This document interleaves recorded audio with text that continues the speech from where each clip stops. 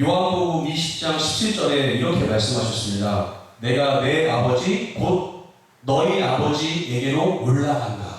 부활하신 예수님이 그렇게 말씀하셨습니다. 그래서 예수님이 부활을 하시고 나서 하신 말씀이 나의 아버지가 너희 아버지야, 이렇게 말씀을 하셨다는 거예요.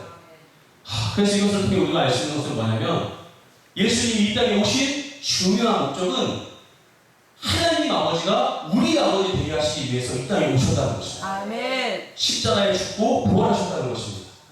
갈라디아서 4장 4절에 보니까 때가 차매 하나님이 그 아들을 보내사 여자에게서 나게 하시고 율법 아래에 나게 하신 것은 율법 아래에 있는 자들을 속량하시고 우리로 아들의 명분을 얻게 하려 하십니다.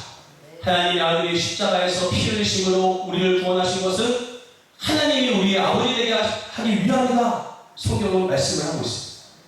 그래서 이 고아를 보면 얼마나 불쌍합니까? 보살펴주고 사랑해주고 보호해주는 어머니 아버지 없이 사는 그 고아의 처한 모습, 비참한 모습 너무나 슬프지 않습니까? 이런 고아에게 아버지가 생긴다는 것은 너무나 놀라운 일이고 축복입니다. 근데 우리는 그것을 뛰어넘어서 우리가 하나님의 자녀가 되었다는 것, 하나님이 우리 아버지 되었다는 것은 우리가 멸망의 자녀에서 천국의 자녀로 구원을 받았다는 것을 의미하기 때문에 하나님의 우리 아버지 되시는 축복은 어마어마한 것입니다. 그도 하나님의 진노의 포도주를 마시니 그 진노의 잔에 섞인 것이 없이 부은 포도주라. 거룩한 천사들 앞과 어린 양 앞에서 불과 유황으로 고난을 받으니 그 고난의 연기가 새새토록 올라가리로다. 누구든지 생명책에 기록되지 못한 자는 불못에 던져지리라. 1000년도 아니고 10,000년도 아니고 1,000,000년도 아니고 새새토록 불못에 던져질 죄인이었던 우리가 예수님의 보혈로 속량받고 하나님의 자녀가 되었다는 것은 얼마나 큰 축복인지 모릅니다. 그래서 우리가 하나님이 나의 아버지 되심을 깨닫는 이것은 우리의 인생, 우리의 영혼을 바꿔놓는 놀라운 사건인 줄 믿습니다.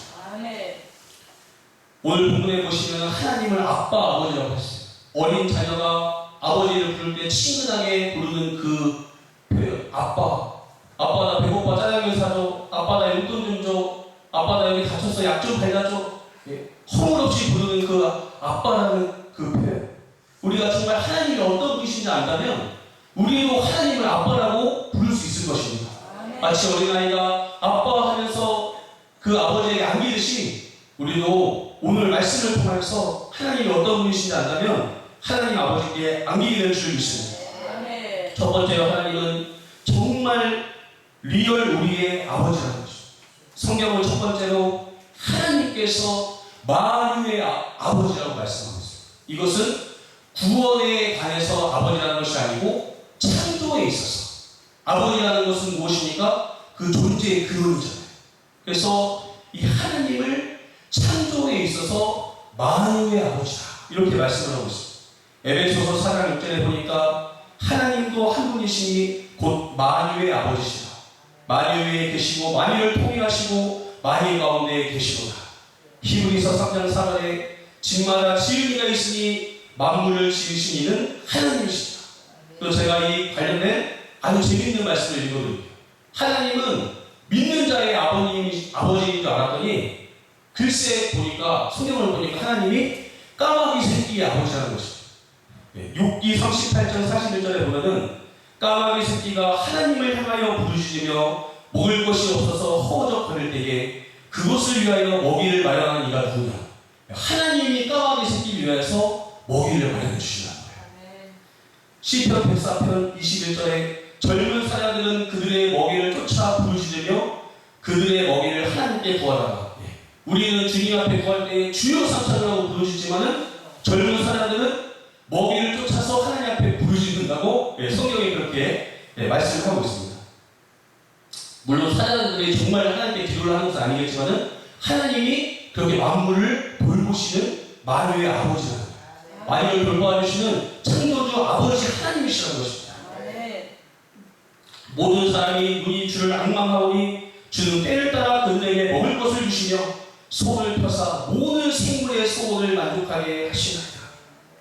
그래서 하나님께서 지으신 이 세상은 인간이 타락하기 전에는 썩어짐도 없고 해양도 없고 죽임도 없는 이런 자연 만물의 성경이 풍성한 만유를 아버지께서 지으셨는데, 하나님께서 하나님의 대리자로 형상으로 지으신 인간이 타락을 해서 이렇게 피조물들이 썩어지게 종로를 타고 신음을 하고 해악과 사랑이 가득한 그런 모습이 있다는 것입니다.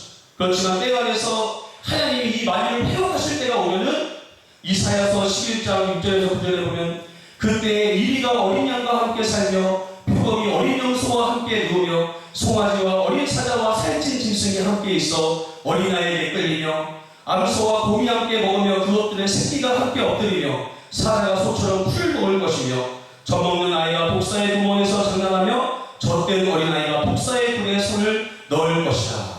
내 거룩한 산 모든 곳에서 해냄도 없고 사람도 없을 것이니 이는 물이 바다를 덮음같이 여호와를 아는 지식이 세상에 충만할 것입니다. 할렐루야. 하나님은 만유의 아버지이십니다. 그리고 두 번째로 성경은 특별히 이 피조물 가운데서도 특별히 하나님 인간의 아버지시다. 사도 바울은 그래서 이렇게 선포했습니다. 우리는 신의 소생이다. 인류는 하나님이 만드신 지으신 이 인류는 신의 소생이다. 이 소생이라는 단어의 원어의 뜻은 자손 후손이라는 뜻입니다. 왜 그렇다면은 하나님께서 만유의 아버지인데 또 특별히 인간의 아버지라고 하셨어요. 그것은 바로 이 인간이 하나님의 형상으로 특별하게 지음을 받았다는 것입니다. 하나님이 이르시되 우리의 형상을 따라 우리의 모양대로 우리가 사람을 만들고, 그리고 다윗은 이것을 깨닫고 이렇게 고백했습니다. 그를 하나님보다 조금 못하게 하시고 영화와 종기로 관을 씌우셨나이다. 그래서 하나님이 이 인간을 만드실 때 하나님의 형상과 모양으로, 하나님의 대리자로 하나님이 지으신 이 피조세계를 다스리도록 특별하게 만드셨다. 하나님보다 조금 못하게 만든 것이 인간이고, 이 창조에 있어서 하나님은 모든 인간의 아버지, 우리가 신의 하나님의 소생이라는 것입니다. 그리고 세 번째로 가장 중요한 것은 무엇입니까? 무엇보다도 하나님은 믿는 자들의 아버지입니다. 믿는 자는 하나님의 자녀라는 것입니다. 근데 우리가 하나님의 자녀라고 할 때 우리가 예수님처럼 하나님의 친자는 아니에요. 예수님은 하나님의 친자입니다. 친자. 어떤 방식으로 친자냐면은 요한복음 1장 1절에 태초에 말씀이 계시니라 이 말씀이 하나님과 함께 계셨으니 이 말씀은 곧 하나님이십니다. 예수님은 성자 하나님으로서, 삼위일체 하나님으로서 하나님의 친자라는 거예요. 근데 우리는 물론 그런 방식으로 우리가 하나님의 자녀는 아니지만 성경은 우리가 하나님의 양자라는 것을 선포합니다. 로마서 8장 15절에 보면은 너희는 다시 무서워하는 종의 영을 받지 아니하고 양자의 영을 받았으므로 우리가 아빠 아버지라고 부르십니다. 근데 어떤 사람들은 이 구절을 오해를 해요. 양자라고 하니까 친자보다는 못하겠지. 혜택에 있어서, 사랑에 있어서, 하나님의 관심과 호의에 있어서 친자보다는 못한 우리는 양자야. 그것이 아니고 여기서 양자라고 말씀하는 것은 뭐냐면 우리가 아들의 명분을 얻었다는 것을 표현하는 말씀입니다. 실제로 이 신약성경이 쓰여질 당시에 왕과 같은 사람들이 후계자를 정할 때 친자 중에서 딸이 없으면은 그럴 만한 소질이 있는 사람을 양자로 삼아서 친자가 아니고 양자를 후계자로 삼는 일들도 있었다는 것입니다. 그래서 이 양자라는 표현은 우리도 친자와 똑같은 그런 법적인 권리와 혜택을 누릴 수 있는 하나님의 자녀의 명분을 얻었다는 것을 말씀을 하고 있습니다.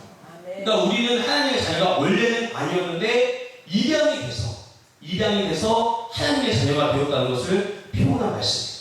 갈라디아서 4장 6절에는 너희가 아들임으로 하나님의 그 아들의 영을 우리 마음 가운데 보내사 아빠 아버지라 부르게 하셨느니라. 그런데 여기서 붙이는 것이야. 하나님께서 우리를 법적으로 하나님의 양자를 삼으셨을 뿐만 아니고 하나님이 우리를 낳으셨다고 말씀하고 있습니다. 그래서 하나님은 리얼 우리의 아버지, 정말 하나님 우리의 아버지. 엄마는 왜 내 엄마야? 아빠는 왜 아빠야? 내가 너를 낳았으니까. 네가 내 자식이지. 하나님 이렇게 말씀하세요. 하나님이 무엇입니까? 내가 너를 낳았다. 이렇게 말씀하십니다. 요한복음 3장 5, 8절에 보면은 예수께서 대답하시되 진실로 진실로 내게 이르노니 사람이 물과 성령으로 나지 아니하면 하나님의 나라에 들어갈 수 없느니라. 바람이 임의로 불매 내가 그 소리를 들어도 어디서 와서 어디로 가는지 알지 못하나니 성령으로 난 사람도 그러하니라. 하나님께서는 성령으로 우리를 낳으신 것입니다. 아멘. 성령으로 우리에게 예수를 부활시키셨던 그 새 생명을 우리의 영혼에 부어주셨습니다. 죽었던 우리의 영이 살아나면서 우리가 아빠 아버지라고 부르십니다. 그래서 우리가 우리의 아들을 볼 때, 딸을 볼 때 나의 아들 속에서, 나의 딸 속에서 나의 형상을 보잖아요. 그것처럼 하나님께서도 거듭난 하나님을 믿는 신자들을 보실 때 그 안에 하나님의 생명, 하나님의 형상이 숨쉬고 있는 모습을 보시며 내가 너를 낳았다고 말씀하시면서 지극히 우리를 사랑하신다는 것입니다. 그리고 정말 중요한 것은 하나님이 또한 진리의 말씀으로 우리를 낳았다. 이게 얼마나 중요하냐면 바로 이 진리의 말씀으로 우리를 낳았다는 것은 복음으로 우리를 낳았다는 것을 이해하게 됩니다. 야고보서 1장 18절에는 진리의 말씀으로 우리를 낳으십니다. 베드로전서 1장 23절은 우리가 거듭난 것은 하나님의 말씀으로 아멘. 우리가 복음으로 하나님이 복음으로 우리를 낳으셨는데 여러분 생각해보세요. 복음이 거저되었습니까? 그냥 되었습니까? 바로 하나님의 친자인 예수님의 잔혹한 비참한 죽음을 통해서 복음이 성립된다. 아멘. 그래서 하나님께서는 우리 어머니가 정말 죽을 위험까지 감수하시면서 우리를 낳으신 그 어머니의 고통과 희생이 정말 크지만은 하나님은 그보다 더 큰 대가를 치러서 더 큰 상고를 치러서 우리를 낳으신다는 거예요.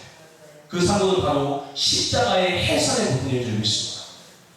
사랑이 풍성하신 하나님, 아버지와 아들이 하나라고 말씀하신 하나님이 그 아들을 우리 때문에 십자가에 못 박고 살을 찢고 피를 흘려서 그 목숨을 끊어서 그 복음의 말씀으로 우리를 낳으신 이 하나님의 십자가의 그 희생은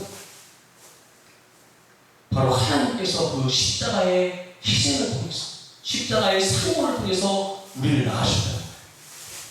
그래서 사도행전 20장 28절에는 하나님이 자기 피로 사신 교회라고 이렇게 말씀을 하고 있다는 것입니다. 하나님 자신이 십자가의 상고의 고통을 통해서 그 처절한 죽음의 과정을 통해서 우리를 자녀 삼으신, 우리를 낳으신 하나님은 우리의 아버지입니다. 요한복음 1장 13절에 이는 혈통으로나 육적으로 사람의 뜻으로 나지 아니하고 오직 하나님께로부터 난 자들입니다. 우리의 출생은 하나님께로부터 났다는 것입니다. 우리의 육은 우리의 육의 아버지와 육의 어머니로부터 났지만 우리의 영혼에 거듭난 것은 우리 영의 아버지, 우리는 났다는 것입니다. 히브리서 2장 11절에 거룩하게 하시는 이와 거룩하게 함을 입은 자들이 다 한 근원에서 남지라. 거룩하게 하시는 예수님과 거룩하게 함을 입은 우리가 다 한 근원 아버지로부터 났다는 것입니다. 그래서 우리의 출생은 하나님 아버지로부터 오기 때문에 내가 아버지로부터 났기 때문에 정말 하나님은 나의 아버지야. 그리고 하나님은 이런 하나님의 자녀를 끈질기 사랑하십니다. 이 폐역무도한 다윗의 아들 중 하나였던 이 압살롬, 교만하고 사악했던 압살롬이 아버지의 권자를 정탈하기 위해서 온갖 계략을 쓰고 살인한 짓을 하고 아버지를 죽이려고 할 때에 그럼에도 불구하고 그 아들 압살롬이 죽었을 때 다윗이 어떻게 반응했어요? 아이고 속 시원하다. 어떻게 내 핏줄에서 저런 녀석이 나왔는지 내가 진작에 알아봤어야 되는데 싹을 찾았어야 되는데 이렇게 다윗이었던 게 아니고 왕의 마음이 심히 아파 문 위층으로 올라가서 그가 올라갈 때에 말하기를 내 아들 압살롬아 내 아들 압살롬아 차라리 내가 너를 대신하여 죽었다면 압살롬 내 아들아 이렇게 육신의 아버지도 자기를 죽이려고 했던 그 자식조차도 죽었을 때 차라리 내가 죽었어야 되는데 하면서 가슴을 찢는 게 아버지의 사랑인데 하물며 우리 인간의 마음에 구성해 주신 하나님 아버지께서는 얼마나 우리를 더 사랑하시겠어요. 하나님은 그 자녀들을 끔찍히 사랑하신다는 것입니다.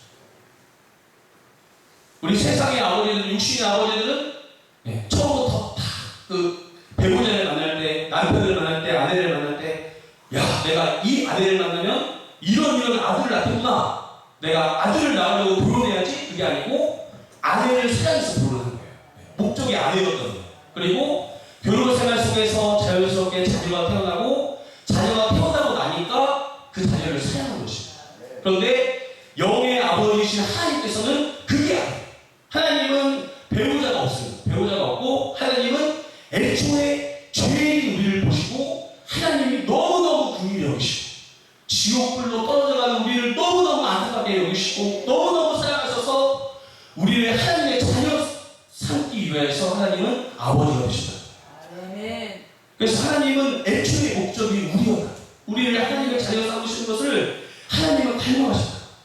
하나님이 세상을 이처럼 사랑하사 독생자를 주셨으니 이는 그를 믿는 자마다 멸망하지 않고 영생을 얻게 하려 하시니라. 하나님의 사랑이 우리에게 이렇게 나타난 바 되었으니 하나님이 자기의 독생자를 세상에 보내심은 그로 말미암아 우리를 살리게 하시고.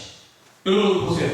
우리를 살리기 위해서 예수님이 죽었으면은 예수님과 우리를 똑같이 사랑하는 걸 넘어서 어찌 보면 우리를 더 사랑하는 거 아닙니까? 그죠? 그렇게 우리가 생각될 정도로 이 십자가의 사랑은 너무나 무모하고 어떤 합리적인 사고를 벗어난 하나님의 뜨거운 사랑의 심장에서부터 이 십자가의 사건이 일어났고, 이 십자가의 능력으로 하나님 우리를 그분의 자녀 삼았어요. 우리가 아직 죄인 되었을 때에 그리스도께서 우리를 위하여 죽으심으로 하나님께서 우리에 대한 자기의 사랑을 확증하십니다. 그런데 우리가 불안할 수 있어요. 야, 그리고 하나님이 영원히 계신 분인데 이 하나님의 구원이 이루어지고 천년왕국이 지나고 새하늘과 새 땅이 임해서 영원의 시대가 펼쳐졌을 때 한 2000년쯤 지나고 나서 하나님께서 갑자기 실증을 내시면서 내가 한때는 너희를 위하여 내 아들을 십자가에 못 박을 만큼 사랑했지만 이제는 2000년이나 함께 지내다 보니 매우 질리는구나. 내가 따로 한 행성을 만들어 줄 테니까 너희는 거기서 살고 앞으로는 나와 함께 교제하지 말자꾸나. 이렇게 변하시는 하나님이 아니시죠. 하나님은 십자가에 그 아들을 못 박으면서 우리를 자녀 삼으신 그 애끓는 창자가 끊어지는 것 같은 그 부들과 그 사랑이 영원하다. 하나님의 사랑은 존재론적이라는 것입니다. 그래서 우리는 막 하나님을 오해해. 내가 이렇게 못났는데, 이렇게 잘못했는데, 이렇게 넘어졌고, 이렇게 실수했고, 하나님의 주신 길을 이렇게 날려먹었는데 하나님 나를 사랑하실까? 여러분 그렇게 생각하시는 거예요. 하나님의 사랑은 존재론적인 거예요. 하나님은 사랑이시다. 사도 요한이 선포했습니다. 하나님은 사랑이시다. 하나님의 성품 자체가 사랑이다. 여호와로라 여호와로라 자비롭고 은혜롭고 노하기를 더디하고 죄악을 사시는 하나님. 이것이 하나님의 고유의 품성이라는 거예요. 그래서 하나님은 하나님의 사랑이심으로 말미암아 우리를 사랑하시는데 우리는 계속 우리의 어떠함으로 하나님의 사랑을 의심한다는 것입니다. 그것은 매우 잘못된 것입니다. 나 여호와는 변하지 아니하니 그러므로 야곱의 자손들아 너희가 소멸되지 아니하느니라. 우리는 기쁨이 없을지라도 주는 항상 기쁘시니 자기를 부인하실 수 없으시다. 예수 그리스도는 어제나 오늘이나 영원토록 동일하십니다. 말씀의 불법이 성함으로 많은 사람의 사랑이 식어진다고 말씀하신 그 하나님께서 본인의 사랑이 식어지시겠습니까? 그리고 너의 처음 사랑을 버리지 말라고 권고하신 하나님이 본인의 처음 사랑을 버리시겠습니까? 하나님은 그런 분이 아니에요. 하나님은 회개하는 그림자도 없으신 영존하시는 불변하신 사랑이신 선하신 하나님이시다. 그래서 여러분을 향한 하나님의 사랑은 영원한 것입니다. 변함이 없다는 것입니다. 여러분 이 사실을 믿으시기 바랍니다. 그래서 여러분이 하나님의 사랑을 믿기 힘드시면은 이렇게 믿으시면 돼요. 제가 말씀드린 대로 하나님은 나 때문에 나를 사랑하시는 것이 아니고 하나님 자신의 어떠함 때문에 우리를 사랑하십니다. 하나님이 사랑이시기 때문에 나를 사랑하시는 것이지 나에게 사랑받을 만한 자격이 있어서 우리를 사랑하시는 것이 아니라는 것입니다. 하나님의 사랑이시고 우리를 영원토록 사랑하심을 믿으시기 바랍니다. 심지어 예수님은 요한복음 17장 23절에 나를 사랑하신 같이 그들도 사랑하시는 것을 하나님 아버지가 나를 사랑하시도 그런데 나를 사랑하시는 것처럼 하나님의 자녀들 믿는 자들을 사랑하신다고, 예수님을 사랑한 것처럼 우리를 사랑하신다고 그렇게 예수님 자신이 우리에게 말씀해 주셨다는 것입니다. 그리고 이러한 하나님의 변함없는 사랑을 깨닫는 게 왜 중요하냐면, 우리 육체를 가진 연약한 인간은 살면서 때때로 자유자주 넘어지고 실수를 합니다. 그럴 때마다 그 실수와 그 잘못과 나의 지난날의 과오를 살펴보면서 그 과오를 통해서 하나님을, 그 과오의 렌즈로 하나님을 바라보면서 하나님을 그렇게 왜곡시키면서 하나님이 나를 향한 사랑이 식었을 거라고 생각을 한다. 그런데 하나님은 물론 우리가 죄를 지으면 안 되겠죠. 우리가 열심을 품고 하나님을 숨기고 거룩한 삶을 살아야겠죠. 그럼에도 불구하고 우리가 죄를 지을지라도, 우리가 넘어질지라도 하나님의 사랑은 변함이 없다. 찰스 피니는 이것을 이렇게 표현했습니다. 하나님의 사랑은 기뻐하시는 사랑과 슬퍼하시는 사랑이다. 우리가 생명의 의의 종기를 잘 갈 때에는 하나님 우리를 기뻐하시는 사랑으로 사랑하시고, 우리가 죄에 넘어지고 방황하고 하나님을 떠날 때는 하나님은 여전히 슬퍼하시는 사랑으로 우리를 사랑하십니다. 우리가 돌아오기를 기다리면서 우리를 사랑하시는 것입니다. 여러분, 탕자의 비유를 생각해보세요. 이 탕자의 아버지가 만약 잔인한 사람이었나요? 이 탕자가 잘 한번 생각을 해보니까, 예전에 우리 아버지가 5년 전에 집을 떠났던 종이 붙잡혀서 돌아왔을 때 다른 종들을 시켜가지고 돌로 쳐 죽였었는데, 그 아버지의 그 잔인하신 성품을 생각해보니까 내가 지금 가산을 탕진하고 아버지께로 돌아갔다가는 나도 역시 불 맞아 죽겠구나 라고 했다면은 어떻게 탕자가 회개할 수 있겠어요? 어떻게 탕자가 하나님께로 돌아갈 수 있었겠어요? 탕자가 하나님께로 돌아갈 수 있었던 것은 신약 같은 희망이라고 하나님의 인자하심과 자비하심을, 아버지의 사랑하심을 알았다. 우리도 하나님의 사랑을 깨달을 때, 우리를 향한 하나님의 사랑이 영원하시 변함없다는 것을 깨달을 때에 우리가 죄를 지었을지라도 그 죄의 자리를 털어버리고 하나님께 돌아갈 수 있는 용기를 가질 수 있다는 것입니다. 아멘. 그래서 여러분, 혹시 하나님께로부터 여러분이 지금 멀은 시간처럼 느껴질지라도 하나님 여러분을 여전히 기다리십니다. 여러분이 돌아오시면 하나님은 멀리 눈을 망원경처럼 뜨시고 마치 탕자의 아버지와 같이 보선발로 여러분을 달려와서 여러분을 안아주실 것이기 때문에 여러분을 기다리는 하나님 앞에 여러분 돌아가시기 바랍니다. 또한 하나님께서는 이 우리 하나님의 자녀들에게 아낌없이 주고 싶어 하시는, 하나님이 우리에게 주고 싶어 하시는 것은 어마어마한 거예요. 하나님의 우리에게 얼마나 주고 싶어 하시냐면은 로마서 8장 17절에 보면은 자녀이면 상속자 곧 하나님의 상속자요 그리스도와 함께 상속자라. 우리가 그리스도와 공동 상속이에요. 하나님이 주시는 유산을 우리가 공동 상속할 것인데, 이 상속의 범위를 보면은 하나님이 얼마나 우리에게 주기 원하는지 우리가 알 수 있죠. 그 상속의 범위가 히브리서 1장 2절에 보니까 이 모든 날 마지막에는 아들을 통하여 우리에게 말씀하셨으니 이 아들을 만유의 상속자로 세우시고, 하나님은 이것을 주는 것도 모자라고 저것을 주는 것도 모자라서 성이 안 차져서 하나님의 무한하신 사랑을 우리를 그리스도와 함께 만유의 하나님의 왕국의 모든 것의 상속자로 세우시는, 모든 것을 주시는 하나님의 사랑이라는 것입니다. 찬송하려다 하나님 곧 우리 주 예수 그리스도의 아버지께서 그리스도 안에서 하늘에 속한 모든 신령한 복을 우리에게 주시되 온갖 좋은 은사와 온전한 선물이 다 위로부터 빛들의 아버지께로부터 내려오나니 그는 변함도 없으시고 회전하는 그림자도 없으십니다. 그래서 우리는 믿음으로 기도해요. 하나님 아버지는 나에게 좋은 것을 주시기 원하시고 하나님은 나에게 필요한 것을 공급해 주신다는 믿음으로 기도를 해야 한다는 거예요. 그래서 우리가 기도를 함에도 불구하고 우리의 기도가 응답받지 못하는 것은 우리가 믿음으로 기도하지 않기 때문에, 마태복음 21장 22절에 보면은 너희가 기도할 때에 무엇이든지 믿고 구하는 것은 다 받으리라 하십니다. 그래서 우리가 기도할 때에 하나님의 사랑의 근거였어요. 우리 믿음의 뿌리는 아버지의 십자가의 사랑, 그 아들을 아낌없이 내어주신 하나님께서 내가 필요한 것을 공급해 주실 것이다, 합당한 것을 나에게 주실 것이다 라는 믿음을 가지고 하나님 앞에 기쁨으로 기도하시기 바랍니다. 근데 우리가 구했는데도 또 얻지 못하는 이유가 또 무엇이 있습니까? 바로 정욕으로 구하기 때문에. 우리가 짜장면집에 가서 탕수육도 먹고 싶고 라조기도 먹고 싶고 팔보채도 먹고 싶고 짜장면도 짬뽕도 이것도 저것도 우리가 원하는 육신대로 다 배불리 채울 수 있는 그러한 도개의 방망이 아닌 것입니다. 기도는 그런 것이 아니고 하나님께서는 우리에게 꼭 필요한 우리가 우리의 삶을 영위하고 하나님의 목적을 이루는데 필요한 것들을 합당한 것을 주시는 하나님이십니다.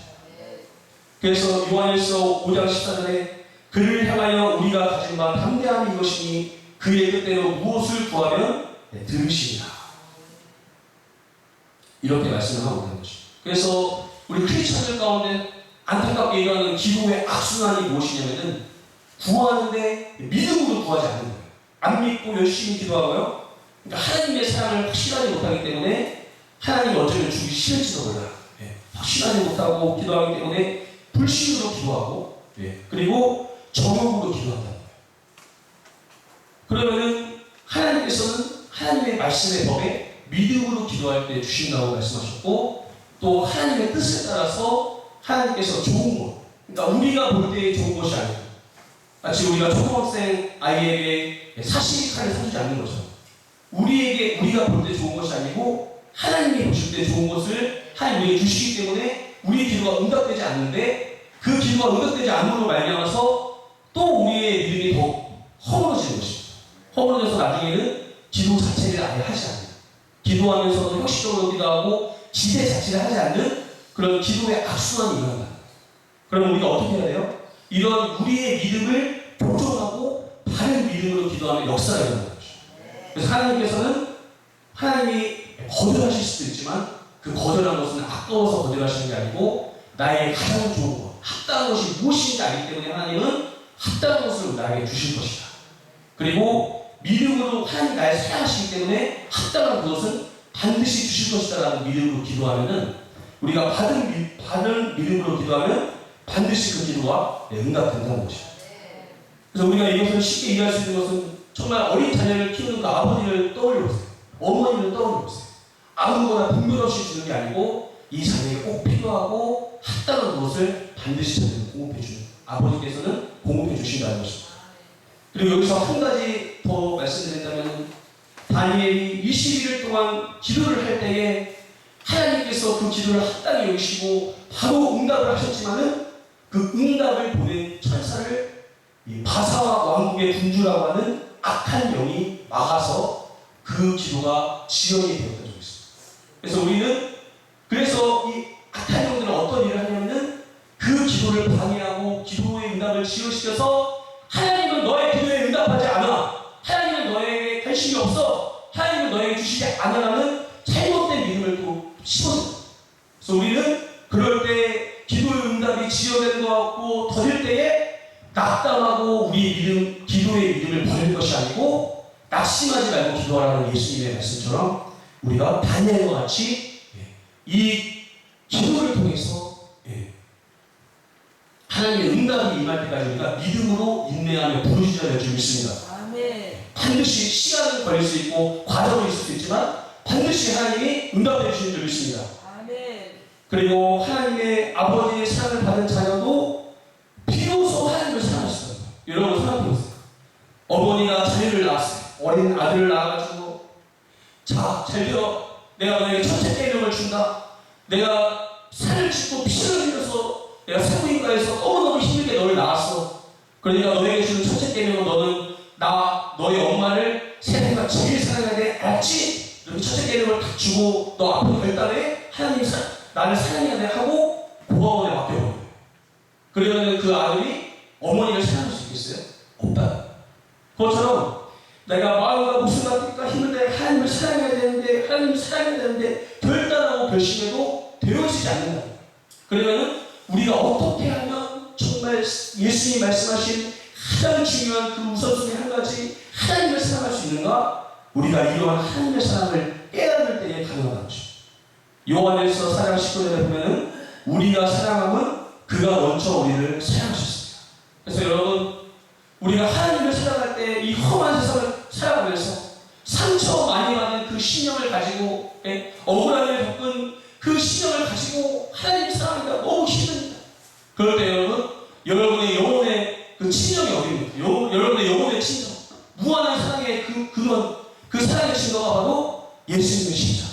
여러분 아멘. 십자가를 바라보시고 아멘. 저는 하나님께 나아갈 때 그렇지 나를 위해 그 아들 십자가에 못 박으신 하나님께 나아가 그리고 예수님께 나아갈 때도 나를 위해 살찌고 피 흘리신 예수님께 나아가 그래서 내가 결단하고 결심해서 하나님을 사랑하게 되는 것이 아니고 그 하나님의 사랑을 내가 바라볼 때 하나님이 먼저 나를 사랑하신 그것을 내가 깊이 내가 그것을 바라볼 때에 우리의 닫혔던 눈이 마음의 문이 열려지고 냉랭한 우리의 마음이 녹아지고 상처난 스크래치난 우리의 심령이 치유되면서 우리도 하나님을 향한 뜨거운 사랑이 올라오는 줄 믿습니다.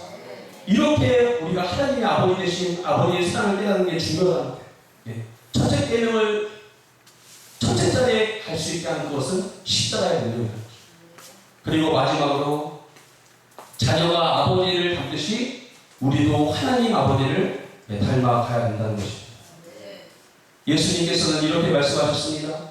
그러므로 하늘에 계신 너희 아버지의 온전하심과 같이 너희도 온전하라. 요한 웨슬리가 말했던 그리스도인의 완전. 우리가 어떻게 하면 하나님의 완전하신 안으로 들어갈 수 있어? 그 하나님의 온전하신 우리가 소속할 수 있어. 라고 할 때에 이 예수님이 말씀하신 그 온전함은 바로 무엇이냐면은 내 이웃을 사랑하고 내 원수를 미워하라 하였다는 것을 너희가 들었으나 하늘에 계신 너희 아버지 온전하신 같이 너희도 온전하라.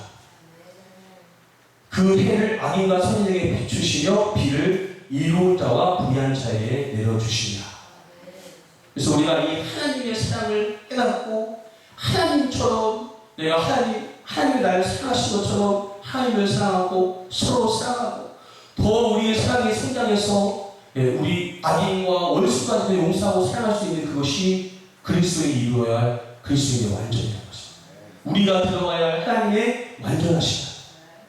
그리고 이러한 서로 사랑이 바로 하나님의 사랑의 목적이라는 것입니다. 요한일서 4장 17절에는 이렇게 말씀하셨습니다. 이로써 사랑이 우리에게 온전히 이루어진 것은 우리로 심판날의 담대함을 가지게 하려 하니 주께서 그러하신 것 같이 우리도 이 세상에서 그러하리라. 예수님께서는 내가 너희를 사랑한 것처럼 너희도 서로 사랑해라. 그리고 이 말씀을 받은 사도 요한이 요한일서를 쓰면서 이 사랑이 온전히 이루어진 자들, 서로 예수님의 그 사랑을 본받아 서로 사랑하는 그 자들이 심판날에 담대함을 가질 수 있다고 해요. 여러분 이 말씀이 얼마나 놀라운지 생각해보세요. 여러분 중에 지금 여러분 소천하신다면 천국과 지옥을 가려는 하나님의 심판자 앞에 서서 담대할 수 있는 분 계십니까? 그 천국과 지옥을 가려는 심판자 앞에서 담대할 수 있는 비결, 그것이 바로 서로 사랑입니다. 우리가 서로 사랑합니다. 서로 사랑으로 하나님의 사랑의 그 목적을 이룰 때 사도 요한은 이것을 하나님의 사랑이 온전하게 된다고 표현했어요. 그때에 우리는 바로 심판대 앞에서 담대할 수 있어요. 그리고 우리가 심판대에서 담대하는 것은 바로 뭐예요? 이것이 바로 의의 길, 생명의 길이라는 거예요. 구원의 길이라는 것입니다. 율법의 강령은 사랑. 하나님의 말씀의 핵심은 하나님의 의의 핵심적인 내용은 사랑이다. 그래서 우리가 하나님 아버지의 사랑을 깨닫고 이 사랑으로 상처받은 나 자신을 용납하고 하나님을 사랑하고 내 마음을 조금씩 더 넓혀서 내 주변의 사람을 사랑해주고 위해서 기도하고 더 나아가 아버지의 장성한 분량에 이르러서 원수까지도 우리가 사랑할 수 있게 될 때에 이것이 바로 가장 복된 길이고 의의 길이고 생명의 길이고 영생의 길이라는 것입니다. 이생과 내생의 약속이 있는 경건의 길이라는 것입니다. 그래서 이 시간에 우리 함께 기도하겠습니다. 모세가 목숨